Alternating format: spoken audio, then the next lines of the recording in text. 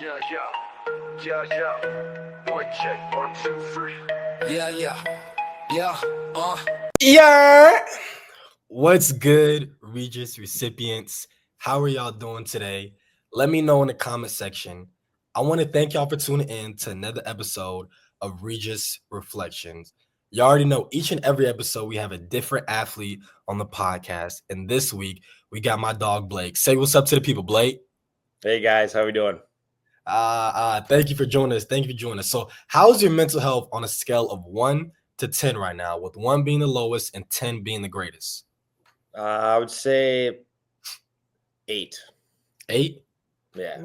Calm. Okay, so why is it an 8? It's been a calm, chill week. Yeah, we have a bye week, so not a major amount of stressors.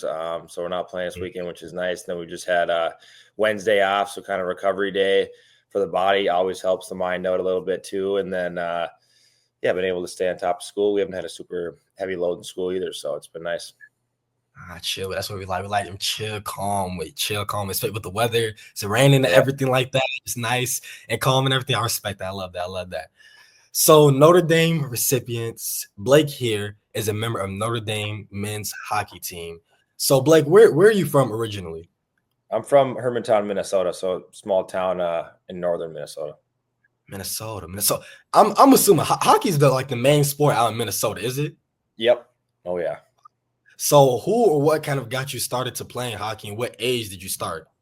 Started skating at 3, I think. So my dad played, and he played college hockey at Minnesota Duluth. So we Hermantown's like 10 minutes away from UMD, which is where I went to undergrad. And so he got me on skates really early. He and my mom, and I think skating at 3, probably like actual organized hockey at maybe 5 or 6. I think it was 6, and that's like called like mini mites in Minnesota. So that was like the first organized hockey for me. And then so that was my parents for sure. My dad was he's been my hero growing up and till now. So it's he's been able to guide me through everything so far. Oh wow. So to start, you start off with like skating originally first, and then you implement the hockey too. So you have to master skating and then you could do hockey. Is that how it goes? Kinda.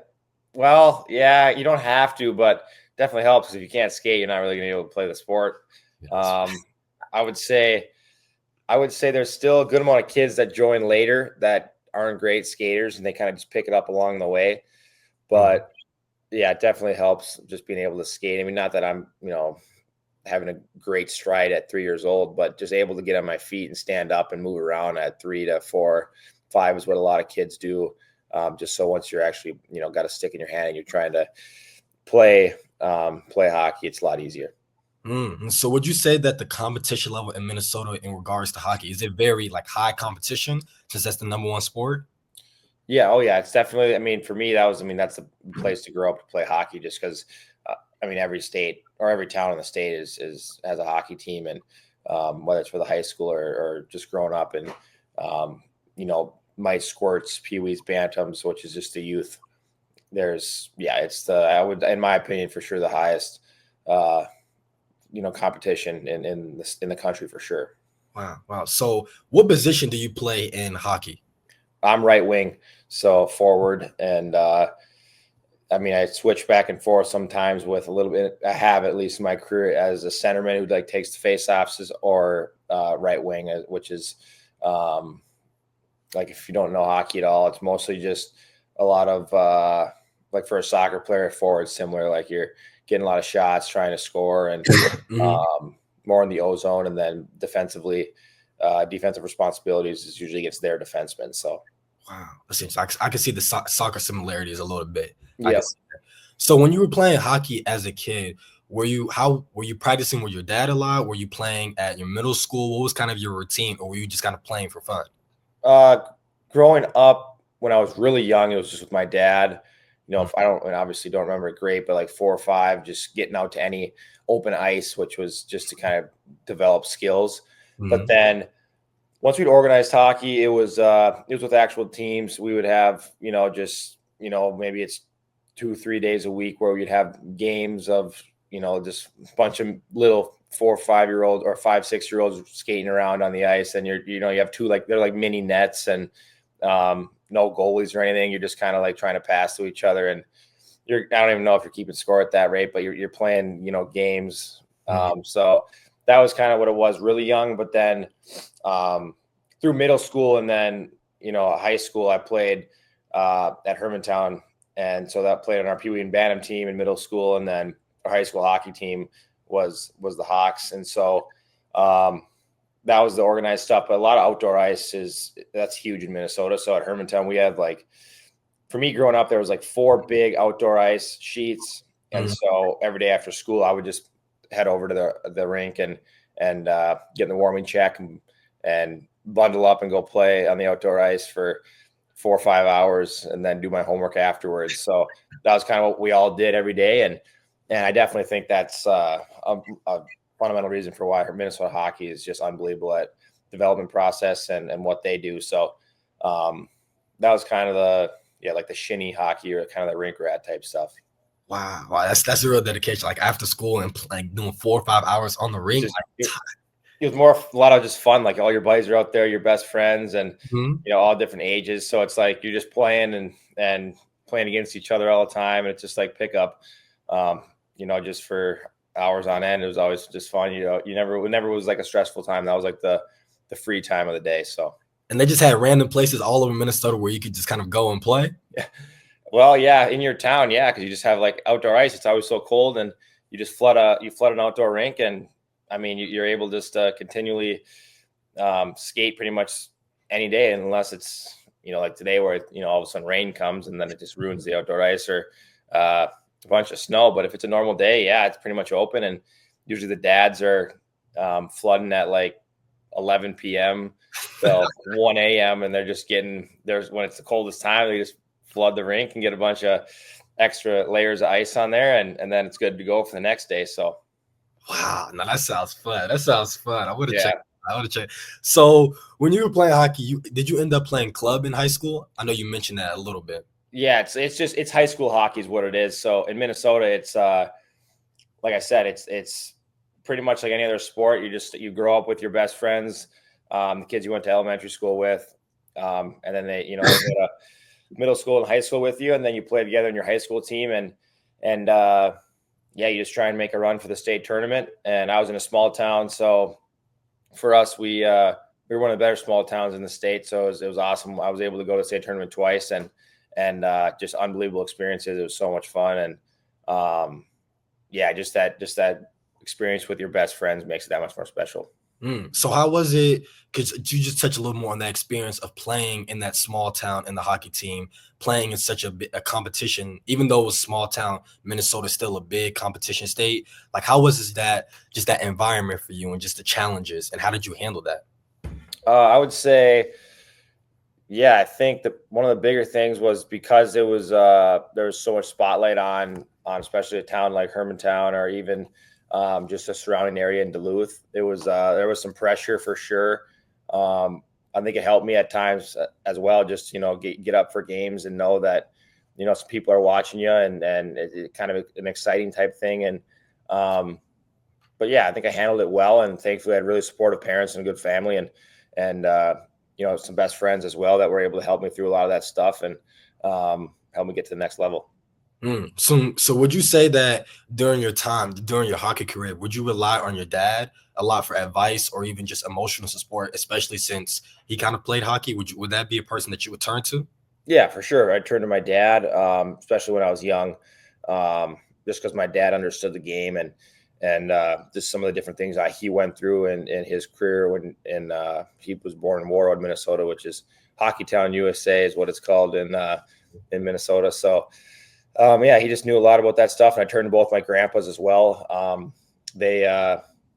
My grandpa's a football coach, and so he just understood sports really well. And then my other grandpa played hockey and grew up just, in Warroad as well. And it was that's a hockey hotbed. So he understood the game and watched me growing up since I was really little. So he knew my tendencies on the ice and how I was off the ice as well. So turned to those 3 people in my life all the time. And, it was super beneficial for me, I think, just to have that character and role models growing up. Yeah, that is. It's beneficial to help that support system is very Yep. crucial. So, at what age did you kind of realize or kind of desire say you want to take hockey to the next level and potentially play in NHL in the future?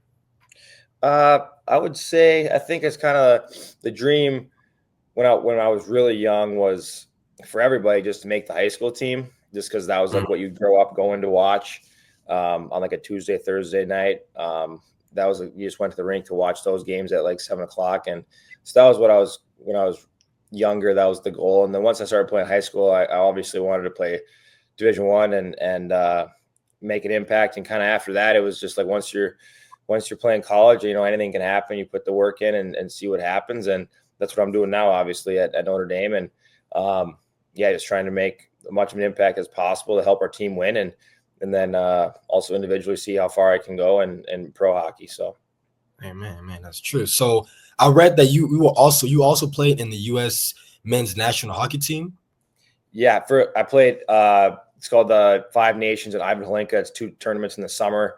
I think it was my junior and senior year of high school. So I played for them for a little bit, and then a little bit for the U.S. national team, or the National Team Development Program is what it's called. And so that's a team that's like you make the team as I think it's like a 16-year-old, and you play your 17 and 18-year age group for 2 seasons, and it's just a huge development team, and so the best players in the country go to a place in Michigan and train and play a full season together, and coaches obviously coach them and get them better, and they play in the United States Hockey League, and then the 18th year you play some college games as well. So it's super, like I said, super beneficial for development. But I played a tournament with them before my junior year of high school, but I wanted to go back to high school to play. And so I ended up choosing to stay in Hermantown for my junior and senior year, just because it was super important to me, just because I felt like they've given me so much and I didn't want to leave them, especially my best friends and just the people that, like I said, my family and just some of the people that were a part of the program that gave me so much to get to that level to begin with. I wanted to give it back to them and see if we could make a run at for the state tournament twice. So. Wow. So you staying loyal. That's key right there. Staying loyal to the community. I Yeah. respect that. So when you were in high school and you think about Division 1 schools, what were you kind of looking towards, or were you just kind of letting God allow the path to form for you? Like, what was your mindset? I definitely wanted to let God. I was really young. I was 15 when I committed, so it was it's a tough process just because you're so young and not mature yet. But like I said, my dad played at Minnesota Duluth, and I was from Hermantown, which is a small town right next to Duluth, like I said. So it was something for me that, I was like, you know what, I've grown up watching this college team my whole life, and they were winning national championship at the time. So it was awesome just to be able to go there for 4 years and make an impact on the program, and had some great playoff runs as well. We went to the Frozen Four my freshman year, and then sophomore year we lost by a goal to go to the Frozen Four. So it was just awesome runs and those years. And then then after my senior year, I decided to transfer to Notre Dame, and that process was honestly a really simple decision for me. Coach Slaggert called me, and it was a no-brainer. My sister was here. She goes to school. She's a sophomore. And so for me, it was like, this is unbelievable. I'm obviously I'm a Catholic, and so being believer in God for me was part of this place. And that was super special. And so, yeah, it was a pretty quick decision for me just to be able to come here, and they offered me a great spot on the team, and I know I had to work for it, and they said that, and that's exactly what I tried to do. And so like I said, it was a pretty quick decision. Wow, yeah, unbelievable story. So when you were back in Minnesota Duluth for your undergraduate years, how were those 4 years for you playing for the hockey team, playing in your dad's alma mater, and being in your hometown? Like, how was it just mentally and just physically as well, playing the sport and being at home? It was good. Like I said, my first 2 years were awesome. We were a really good team. That always helps when you're winning more. Then unfortunately, my junior year was really tough for me just because the end of my sophomore year, I ended up tearing my labrum in my shoulder, and there's times like it wasn't a super bad tear, so you can rehab it, and I played through it, and I finished the season. I actually played really well and felt good, and so going into the off season, I wanted to rehab it again, and that's what the trainers wanted me to do, and I thought for sure, it was the right decision, and unfortunately, just got hit a couple more times my junior year, and just probably awkward hits, and it ended up tearing it worse, and it slipped out a couple more times, and so that shoulder was bugging me really bad my junior year for I think the 10 to 15 games, whatever I played that year. And so I was trying to get to Christmas time pretty much just to take a look and see what my shoulder was going to be like. And I ended up probably overcompensating and then ended up tearing my other shoulder. So both of them were torn, and I played I think it was 15 games that year. And so I didn't play a whole lot my junior year. I ended up getting surgery. Right around Christmas or a little after Christmas time, I believe. And so that was a really tough year for me, just because it was, you lost your, the sport that you go and compete in every single day. And physically it was already hard just because I know I had to do 2 surgeries. And so I had surgery on one shoulder right after Christmas, like I said, and then ended up doing, I think I had to wait like 6 or 7 weeks till I kind of rehabbed the left shoulder to make it much stronger, to then do the right one so I could actually have an arm to work with. And so I ended up, I had two surgeries in a little less than 3 months. And so that was tough just because it was physically demanding, mentally as well, more than anything. And then on top of that, this is what really affected mental health that year, just because, like I said, I was really close with both my grandparents, all 4 of them actually, but both my grandpas ended up passing away in between that period of when I did my surgeries. So it was just like a total, just storm right in the middle of the year. And so, just a really, really tough time mentally more than anything. And so I was going through a grieving process as well with my family, and then still trying to rehab my shoulders. And so definitely wasn't a fun time, but I do believe God does everything for a reason, and there's no coincidences. So, I think that, it definitely worked out in the sense for, my career, just recognizing that, I was able to get healthy again, physically and mentally. And now I'm in a much better spot just with everything. So. Wow. That's an unbelievable process that you just really have to go through during tough times. God gives his toughest battles to his toughest soldiers. Yeah, no, I agree. That's true. So during that process, when both your shoulders and you were just kind of going through that mental process, what did you learn about yourself? Because, we see a lot of athletes that kind of lose when they have an injury that's really harmful to them for their sport. They lose themselves for the love for their sport. But what did you personally learn during those hard times, and what kind of helped you get through during that storm? I would say, no, yeah, that's a great question, just because that's exactly what happens. Either, you kind of lose the love a little bit, or you just gain perspective. And for me, it was just major perspective. You look at going through tough things with surgeries and whatnot, and not being able to play at all. And then, you got to go do another surgery again after, that left shoulder gets recovered. So, physically it was like, all right, no, every day it's one day at a time, because, you go in and you have to rehab, you have to get it stronger, you have to heal it up and break up the scar tissue with range of motion stuff. So that was something that it was just a day by day thing. And if you look too far ahead, you're just going to put yourself in a mental blender kind of. So,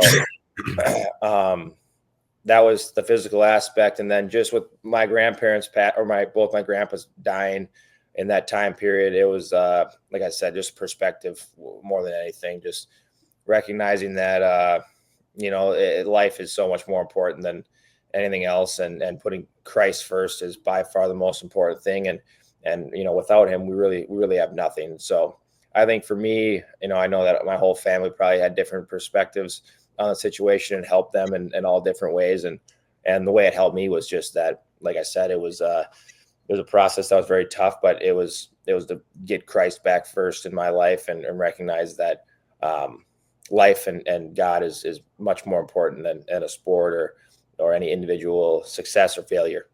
That's so true. That shows it. So you really learned a lot during this time. It really just shows that God he may close one door, but he opens up another for the direction. Yep. Have. Absolutely. Interesting. So when you finished your 4 years of undergrad and you transferred to University of Notre Dame, I know you said that was an easy decision, but how was that process for you transferring from Minnesota now to Notre Dame, switching hockey teams, new environment? How was that mentally, physically, just overall for you?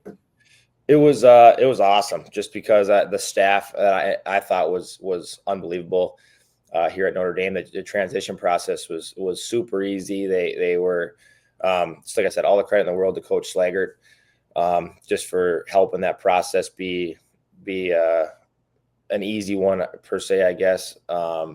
Yeah, I'm super grateful for that just because I know some guys have struggles with switching schools and trying to fit in right away or even just with different things within the system of the game. And so for me, just the coaching staff was awesome. And the group of guys here is they're amazing. I mean, I couldn't be blessed with a better group of people here at Notre Dame. And so for me, like that was something that was just an easy transition. And another thing too, I got married this past summer. So so I'm with my wife, Rachel, here. And so that makes everything so much better. I mean, just being able to be together here at Notre Dame, it's just an awesome experience. I feel like there's no better place to start a marriage than a place like Notre Dame. It just, there's so much stuff here all the time, and special people everywhere, and always things going on. So it's been awesome.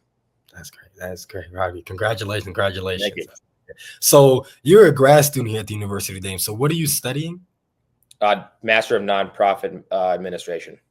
Wow. See that doesn't even sound like anything easy. But so you have that, and you're a graduate student, and on top of that, you're a Division I hockey player. So how do you balance both school and your sport? And what are some tactics that you use? Well, thankfully, I have two other guys in the hockey team that are in the same program as me. So that really helps, just being able to go to them just for, how because they both went to undergrad here at Notre Dame as well. It's Grant Silanoff and then Zach Plusinski. So them kind of helped me just understand the ropes has been super important, especially just through the transition period with school. I think some tips for sure is just obviously just staying on top of it. We go to school Monday through Thursday, 9 to like 12:50. So we have a good chunk of time where we're able just to get a lot of stuff done in the mornings, and we practice in the afternoon. So for me, just being able to be super productive in the morning and get my work done and stay on top of it early in the week, just so then the weekend when it comes around for Friday, Saturday when we're playing, I can just solely focus on that. So I think just kind of compartmentalizing that, and like I said, getting my work done early has been super helpful, just so I can go play free and play for the love of the game on Friday, Saturday. That's good. Great advice. So with being on the hockey team, you're prone to traveling. And I know you mentioned that you're all in is it Big 10 or Big 12? Yep. Big 10. Yep. Big 10. So you're going to other schools, Ohio State, Penn State. So how was the traveling aspect from your perspective? Sometimes after games, you may leave that same night, you may have homework. How was just that experience and overall travel demeanor been for you? Yeah, it's been amazing. I mean, we're thankfully here at Notre Dame, there's, they treat their student athletes unbelievable. So, we were at Minnesota a couple weekends ago, and we had like a 5:00 game. So we finished, I think maybe at 8:00 and got on our flight at 8:30, and we were home by like 11. So it was, just a really quick flight. And so just the travel has been awesome. Definitely treat us, like I said, unbelievable. So that's also something that really helps too, just instead of having to get up at like 4 or 5 in the morning on a Sunday, I guess, just to try and get back on school, because just the school here is so much more rigorous than other places. So just kind of having that day of Sunday, being able to just take care of some other extra homework or just get yourself ready for the week's been awesome. Wow. That's good. That's awesome. So during your time here at Notre Dame and being on the hockey team, has there ever been a certain practice or game where it just wasn't you mentally, you were kind of going through it? And if so, how were you kind of able to push through that and see the light at the end of the day? I think, let me think on that.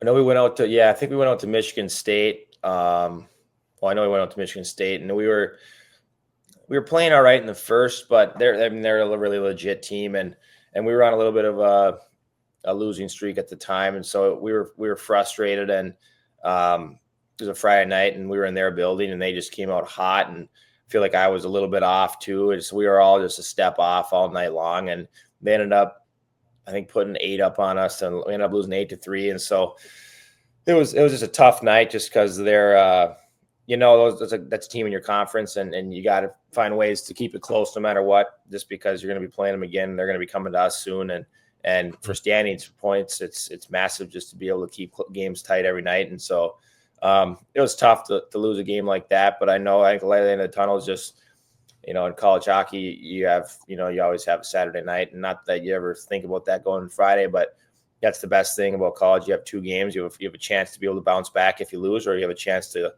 go sweep a team and make it a great weekend. So for us, it was just like, hey, we got to keep these guys, tight the next night. And I think they were like 2 or 3 in the country at the time. And we ended up, I think we lost 4-3. So we lost another game, but it was a super hard fought battle. And just for the group for us, I think, and especially for myself, is to know that we can keep games close with a team like that. And after you get blown out, it just shows that it's, you got character, and you got to find a way to win games no matter what, especially down the stretch here. But just for, when you get blown out like that, it's tough just to come back the next night and keep it tight. And you just got to bring everything. So they're coming to us soon. And so I'm excited to get back at them. Yes, sir. Get back. Yes, sir. Revenge. I'm with it. Yeah. I'm with it. So is your ultimate goal to go and play in the NHL once you finish your time here at Notre Dame? Is that your end of the reach, like, top goal? Yeah, that's definitely the top goal, I think, for every college player.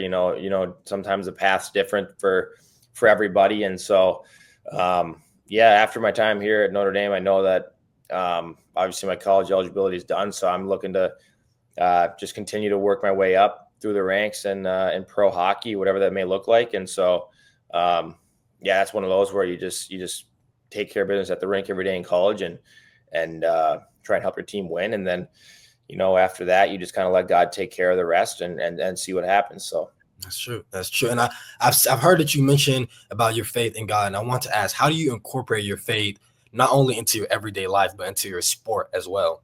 Yeah. I think, for that, it's just like that. It's just your everyday life. I think knowing that it's not just another side part of your life, it's everything to it. And so in everything you do, you have that relationship with Jesus with you. And so for me, that's what I constantly try and strive to have. And obviously our human nature is going to be, at times we're going to, wonder what's next, or be frustrated or whatever it may be. But just to come back to Christ and know that, his way, you want his will, thy will be done is what I've been living by lately. And so just to let him take over, and even before game, just consistently say, all right, I'm going to go prepare my best to help our team win, and physically, emotionally, spiritually, do everything I can to, like I said, really prepare to be the best version of myself for Notre Dame. And then just let the results, come from Christ or whatever it may be. Let the results just happen. So that pressure just kind of goes away when you look at it through that lens. And kind of like the Jameis Winston quote, he said, I think it was maybe a month ago or so, he says, the horse is prepared for battle, but victory comes to the Lord. So he's a joke. He's not joking, obviously, but he's a funny guy. So I think our team was laughing about that just because he's always saying hilarious things. But I think it rings true. It's very true. And you prepare, and then the rest comes from Christ. So amen. Leave it all to him. I love that. So one final question, Blake, before we wrap things up here. What advice would you give to the listeners and viewers on their mental health journey? I would definitely say to just put everything, the ups and downs, and in Jesus Christ, and allow the things just to be as they are, but prepare yourself the best you possibly can.